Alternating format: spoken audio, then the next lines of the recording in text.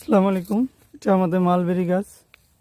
মাশাআল্লাহ অনেক ফল আসতেছে। মালবেরি গাছের একটা বৈশিষ্ট্য হচ্ছে যত বেশি ডাল কাটবেন তত নতুন ব্রাঞ্চের সাথে ফুল ফল নিয়ে বের হবে। যদি আপনি ব্রাঞ্চ না কাটেন সেক্ষেত্রে কিন্তু আপনার ফলন অনেক কমে আসবে। অনেক ক্ষেত্রেই গাছ শুধু বৃদ্ধি পাবে, কোনো ফুল ফল আসবে না। তো আমরা এটাকে বেশ কিছুদিন আগে পুডিং করে দিয়েছিলাম, একদম হার্ড পুডিং।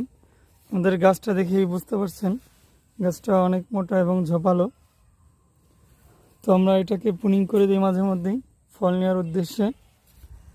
তো আমাদের এই ফল এখান থেকে আমরা খুব বেশি একটা খেতে পারি না, আশপাশের বাচ্চাগুলো ওরা এসে নিয়ে যায়, ওদের যখন খাইতে ইচ্ছা হয়।